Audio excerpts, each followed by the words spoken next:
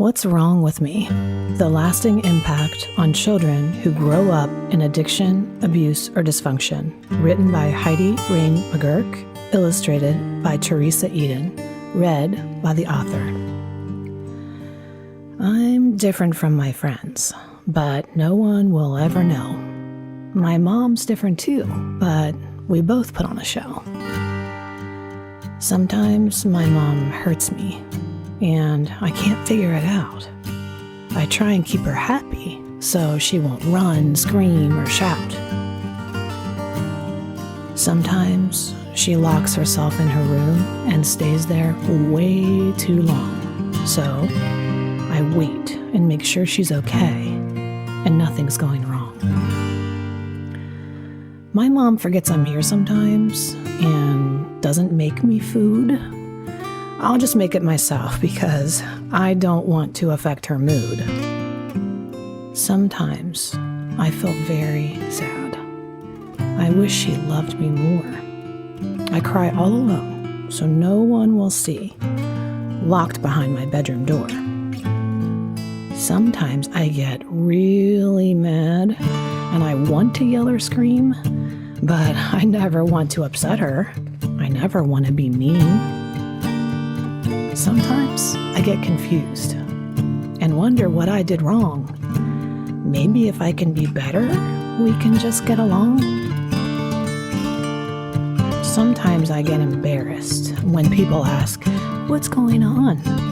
Then I pretend I'm fine or lie, even though I know it's a con. Sometimes I get super scared when I can't predict what's next. I try to stay in control of things so nothing's too complex. Sometimes I become determined to turn it all around. I try and fix things around me, even before they break down. Sometimes I get hopeless, and I think it's a lost cause. And that's when I want to disappear and wish I never was. Sometimes I feel invisible, like, hey, I'm over here. I try hard to be successful and get myself in gear.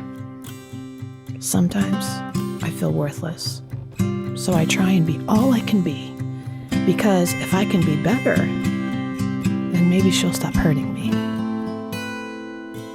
Sometimes I feel guilty, and I wish I had another mom. I daydream of having a real family. Sometimes, all day long.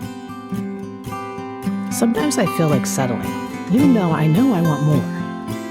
But maybe this is all there is, all I have in store. I really do love her so much, and I wish she felt the same, instead of playing with my feelings like some twisted game.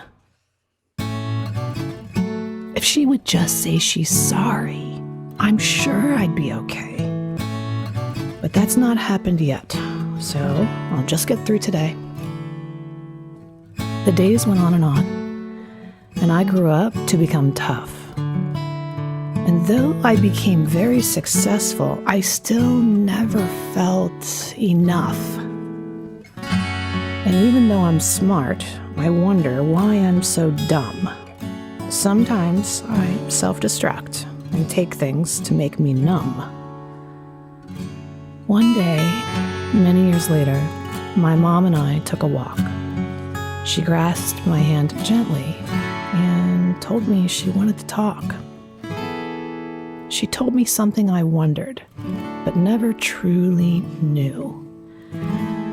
She said, "It's not your fault, you know, all those things I did to you."